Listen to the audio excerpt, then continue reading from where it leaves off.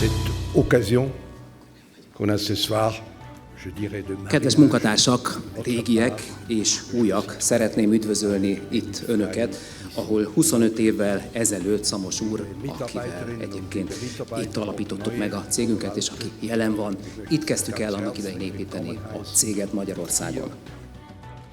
Sie konnten es aus dem Film. Önök is látták a film alapján, hogy édesapám alapította ezt a céget 1924-ben, és engem ért az a megtiszteltetés, hogy ezt a céget az elmúlt évtizedekben tovább vezethettem.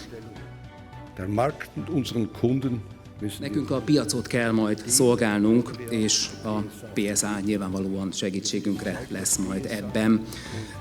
Én azt gondolom, hogy itt két dolgot kell megemlíteni, ami kifejezetten fontos ezen a területen, ez pedig a termék és az ár. Én azt gondolom, hogy egy-két év múlva talán fogunk újra találkozni, és én addig minden jót kívánok önöknek, hogy a munkájukat kellő színvonalon lássák el. Köszönöm szépen. Um die Basis zu legen für eine gute Zusammenarbeit in der Zukunft.